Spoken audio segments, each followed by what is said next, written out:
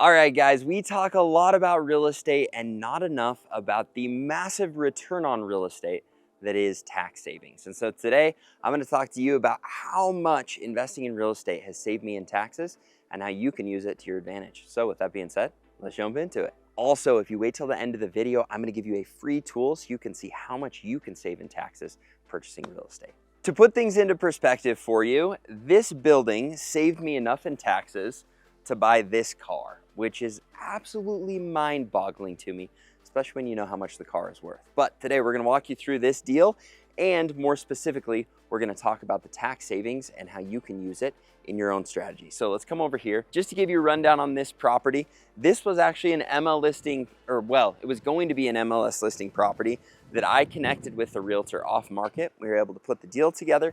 It is 8 units. So it's 4 units in this building and then 4 units over here. We'll walk over here so you can see this as we go. I purchased this property for $800,000. At the time, I think that was putting me somewhere between a 12 and 15% cash on cash return. As time has gone on and we've stabilized rents, it's well over a 15% cash on cash return. Now, those are phenomenal numbers, especially with a 25% down on a commercial loan on this property.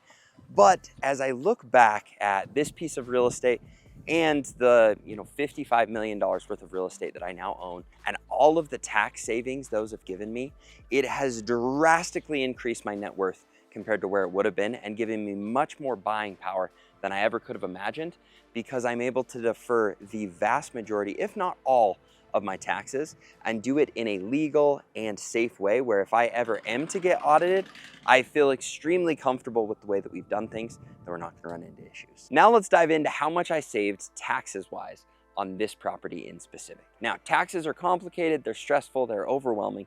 Luckily, I have linked down in the description my accountant's information if you're looking for an accountant to help you work through it, and more importantly, my cost segregation engineer's information.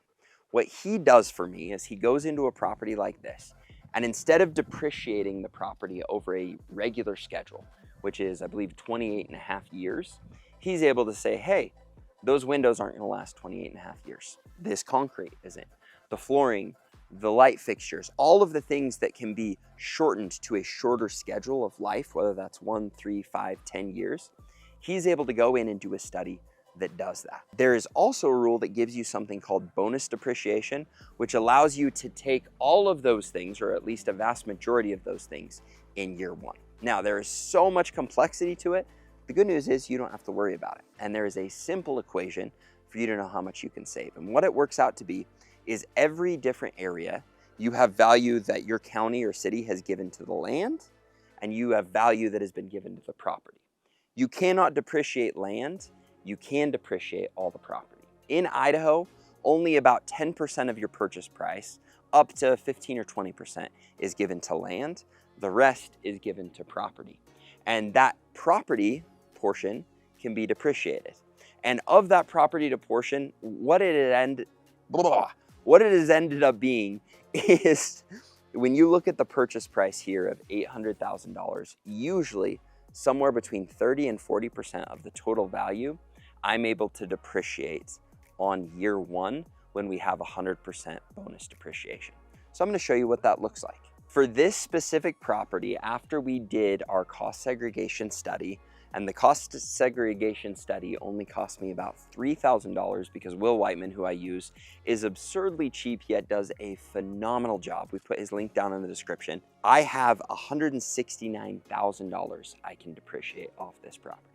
What that means is, with me being in the highest tax bracket, I save about $100,000 in money I would have had to give the government that I no longer have to give them. That also means that with a 25% down on this property, if you take that $800,000, if I multiply that by 0.25, that means I had a $200,000 down payment on this property. Half of my down payment would have been paid in taxes. And it took $269,000 off of my taxable income. So the $200,000 I put in on my tax form because of depreciation, I had $269,000 of actual income that no longer do I have to pay taxes on because of purchasing this property. Now, those numbers are insane. That's essentially a 50% return on my investment year one just from tax savings. That's not including my cash flow. That's going to be another 12 to 13 to, well, on this property, 15% now, a couple years in. That's not including my principal pay down. That's not including my appreciation, which average appreciation is 3 to 5%, but it's multiplied times 4 because my investment was only a 25% down. So you can start to see how real estate returns get absolutely insane. But if you are in a high tax bracket and you're purchasing real estate in the way that I am and using a cost segregation study that only costs you $3,000, you are saving $100,000 in money that you would be paying for taxes. And this is why people are starting to pay absurd prices for real estate, because even if they buy poorly, which I still am opposed to, they can get a massive return on their taxes. Now, there are certain requirements you have to meet to become a tax professional, and you need to figure that out with your accountant. I'm not going to dive into that in this video. All right, now I'm going to give you some ballpark math so that it's simple. But if you look on this property and you think about the fact that I put 25% down, that means I'm getting 15% on cash flow. That means I'm getting 50% on tax savings. That's a 65% return year one. That means I'm most likely getting another 5% on principal paydown on my loan. That puts me at a 70% return year one, and that number gets bigger every year. Then you look at appreciation, worst case scenario with only a 3% appreciation on this property, and keep in mind, I forced value, so it's even bigger than that, but that's going to be another 12% because that 3%, I only have a down payment. I get that 3% on the whole property, which ends up being a 12% return on my down payment. We're pushing 80% plus returns, and that's in a conservative scenario. And so you can start to see why investing in real estate is insane. Now, one thing people will say is, Chandler, if you sell that property for a profit, then you're gonna have to end up paying those taxes back and you lose that return. That is true. But this is why with my real estate strategy, I will only do a couple things. If I ever want to sell this property, I'll 1031 exchange and move the money into another property where I can do it all again without having to pay the taxes on it. And there's a lot of logistics that go into that I'm not going to cover in this video. Or I'll keep this property. If the value goes way up, I'll refinance at the new value, pull out a ton of cash, and guess how much taxes I have to pay on that?